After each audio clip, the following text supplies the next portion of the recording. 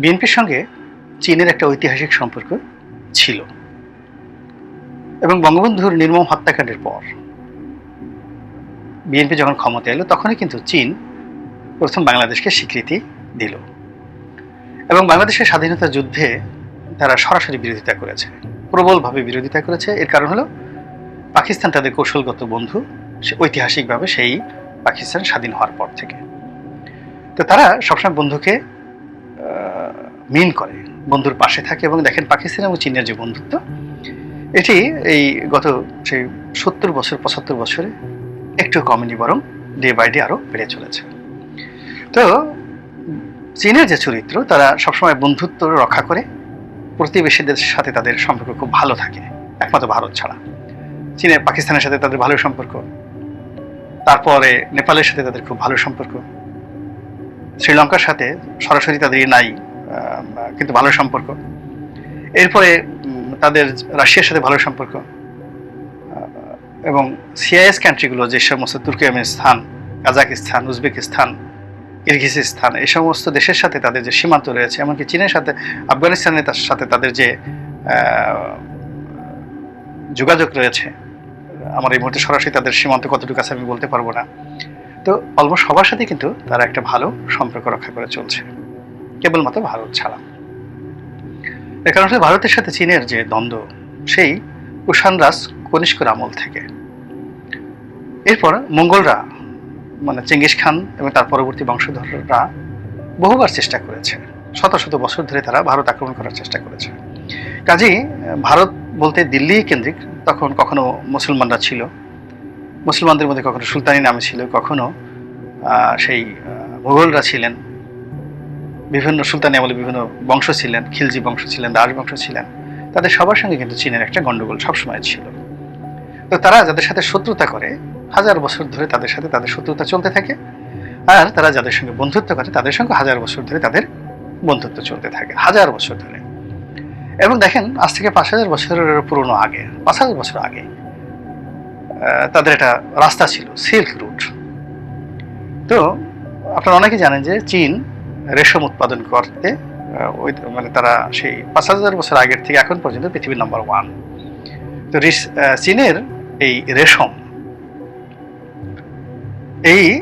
রেশম সারা দুনিয়াতে কদর ছিল। তো তারা এই রেশম স্থলপথে বিক্রি করার জন্য তাদের যে বাণিজ্যিক যারা বহর ছিল, ব্যবসায়ী, ট্রেড অ্যান্ড কমার্স ইউনিটগুলো ছিল, এরা যে পথ দিয়ে চলতো সেটাকেই সিল্ক রুট বলা হয়। তো সেই রাস্তায় তারা কখনো একেবারে কলকাতা পর্যন্ত চলে এসে গ্র্যান্ড ট্রাঙ্ক রোড হয়ে তারা একেবারে বাংলাদেশের সোনারগাঁ পর্যন্ত চলে আসতো। আবার অন্যদিকে সেই মায়ানমার হয়ে যে মায়ানমারের যে আমাদের এখন রোহিঙ্গাদের যে আরাকান, তো এখান থেকে শুরু করে একেবারে তারা ইরান পর্যন্ত চলে যেত, মধ্য এশিয়া হয়ে আফগানিস্তান, তারপরে মধ্য এশিয়ার যে রাশিয়া, কাজাকিস্তান হয়ে তারা ইরান পর্যন্ত চলে যেত।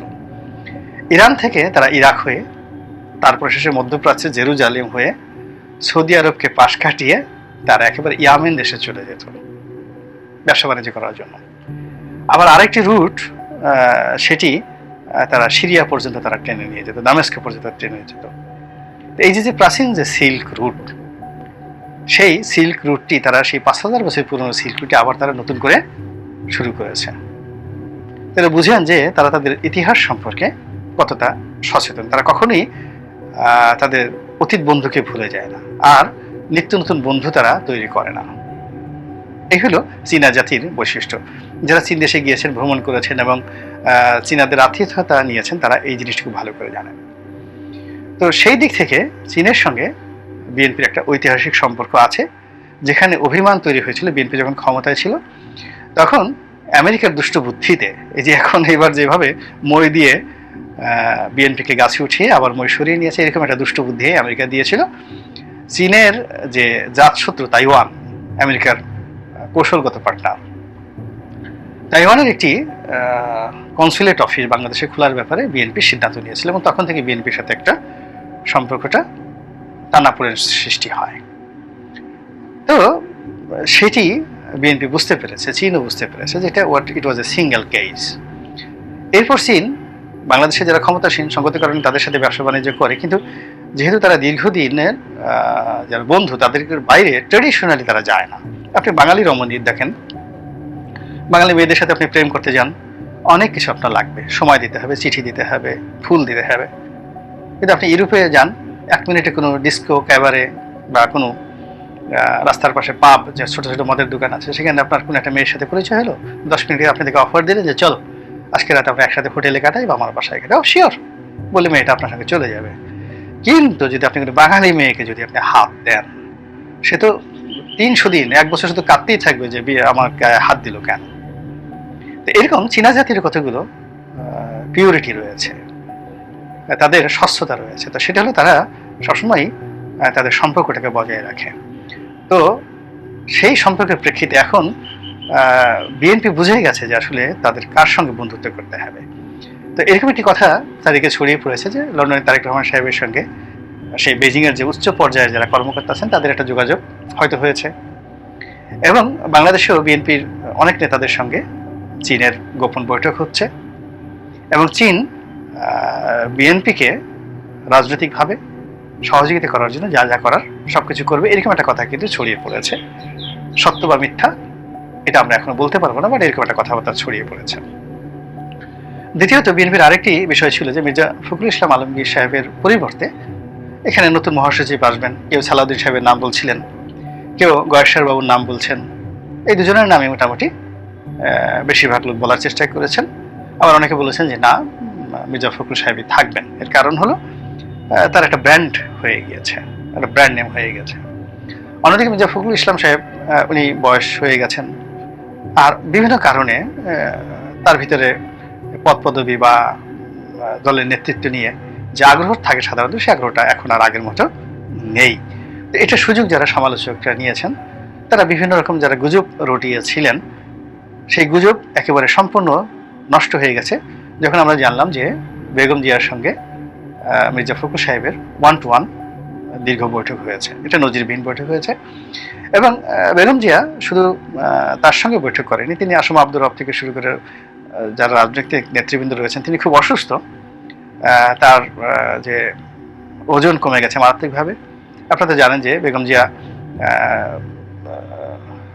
আল্লাহ রাব্বুল আলামিনের অশেষ দয়ায় যথেষ্ট সুন্দরী, এবং আল্লাহ তাকে সুন্দর একটি স্বাস্থ্য দিয়েছেন, এবং তিনি যখন একটা চেয়ারে, বড় একটা চেয়ারে বসতেন, পুরো চেয়ারটা জুড়ে তিনি বসতেন, চেয়ারের কোনো জায়গা খালি থাকতো না। তো সেই মানুষটা এখন শুকিয়ে কাঠ হয়ে গেছেন, হাত পা বাঁকা হয়ে গেছে। একটা ছোট চেয়ারে বসলেও চেয়ারের অর্ধেক খালি থাকে, এরকম একটি অবস্থা হয়ে গেছে। কিন্তু এই দুর্বল শরীর নিয়ে মৃত পথযাত্রী জীবন্ত একটি লাশ হওয়া সত্ত্বেও তার মস্তিষ্ক কিন্তু এখনো বাংলাদেশের জাতীয়তাবাদের জন্য কাজ করে, দেশের জন্য কাঁদে। তিনি নিজের জীবন পরিবারকে বাদ দিয়ে তিনি এখনো দলের কথা ভাবেন, দেশের কথা ভাবেন, এবং এই কারণে তিনি এই সময়ের মধ্যে রাজনৈতিক নেতাদের সঙ্গে এই অবস্থাতে তিনি যোগাযোগ রক্ষা করছেন এবং মির্জা ফখরুল সাহেবের সাথে যোগাযোগ রক্ষা করছেন। এবং মির্জা ফখরুলের সাথে যে এই বৈঠকটিতে 3-4টি গুরুত্বপূর্ণ বিষয় যারা রাজনৈতিক বিশ্লেষক তারা বর্ণনা করার চেষ্টা করছে। সেটি হলো যে তিনি সম্ভবত মির্জা ফখরুল সাহেবকে দায়িত্ব পালন করার জন্য নির্দেশনা দিয়েছেন। দ্বিতীয়ত, চীনমুখী হবার জন্য তিনি পরামর্শ দিয়েছেন, এবং এই সংক্রান্ত কাজ এগিয়ে নেওয়ার জন্য দলের পক্ষ থেকে কার্যকর ব্যবস্থা গ্রহণ করার কথা তিনি বলেছেন। এরকম একটি বক্তব্য ছড়িয়ে পড়েছে চারিদিকে। তো ঘটনা যাই হোক না কেন, যদি চীন ভারত এখন যেভাবে আওয়ামী লীগের সাথে হরিহরাত্মা হয়ে পড়েছে, এবং ভারত এবং আওয়ামী লীগের যে সম্পর্কটি, এই সম্পর্কটিকে আলাদা রেখে এবং ভারতকে সম্পূর্ণ অ্যাভয়েড করে, তার সাথে শত্রুতা দরকার নেই কিন্তু তার বন্ধুত্ব আশা না করে চীনের সঙ্গে একটা গভীরতম সম্পর্ক স্থাপন করা যায়, এবং চীনের যে বলয়টি রয়েছে ইরান, সৌদি আরব এবং সংযুক্ত আরব আমিরাত, কাতার, এই বলয়টিকে যদি বিএনপি গ্রহণ করতে পারে এবং তাদের সাথে প্রতিনিধি বিনিময় করে, যোগাযোগ করে দেশে এবং দেশের বাইরে, আমি মনে করি যে এই মুহূর্তে এটা বিএনপির জন্য অনেকটা ভালো হবে, এবং চীনের জন্য এটা অনাগত ভালো হবে, এবং আলটিমেটলি এটি আওয়ামী লীগের জন্য একটি হতাশাব্যঞ্জক কাজ হবে। কারণ হলো রাজনীতি তো একদিনের জন্য নয়, আর রাজনীতির জয় পরাজয় এটিও পার্মানেন্ট নয়। আজ যিনি পরাজিত কালকে তিনি বিজয়ী হবেন, আজ যিনি বিজয়ী হলেন কাল তিনি পরাজিত হবেন, এটি রাজনীতির নিয়ম। সো রাজনীতিবিদদের মধ্যে তারাই সফল হন যারা ভবিষ্যতে দেখতে পারেন। তো বিএনপিকে তার অনাগত দিনের ভবিষ্যৎকে দেখতে হবে, এবং সেই দেখাটা যদি তাদের যে পেরিস্কোপ রয়েছে, তাদের যে মাইক্রোস্কোপ রয়েছে, হ্যাঁ, তাদের যে দূরবীন রয়েছে, তো সেই পেরিস্কোপ, মাইক্রোস্কোপ এবং দূরবীন মানে অনুবীক্ষণ যন্ত্র, মানে অনুবীক্ষণ যন্ত্র, দূরবীন এবং অনুবীক্ষণ যন্ত্র দুটো আলাদা, একটা কাছের জিনিস দেখার আর একটা দূরের জিনিস দেখার, টেলিস্কোপ। তো এই জিনিসগুলো দিয়ে বিভিন্ন অ্যাঙ্গেলে তারা আমেরিকাকে দেখলো, চীনকে দেখলো, এমনকি ভারতকেও দেখলো, এবং ঠিক রাতারাতি একটা পরিবর্তন হবে, কালকেই আওয়ামী লীগ চলে যাবে, তারপর আমরা ক্ষমতায় গিয়ে বসবো, এই ধরনের চিন্তা ভাবনা না করে কি করে দীর্ঘমেয়াদে একটা দলকে শক্তিশালী করা যায়, এই দলকে ক্ষমতা আনানো যায়, এই জন্য দীর্ঘমেয়াদে যদি পরিকল্পনা বাস্তবায়ন করার জন্য ওইভাবে রিক্রুটমেন্ট করে ওইভাবে খাতওয়ারি কাজ শুরু করা যায়, তাহলে হয়তো অনাগত দিনে বিএনপির জন্য একটা ভালো শুভ ফল হয়তো আসতেও পারে।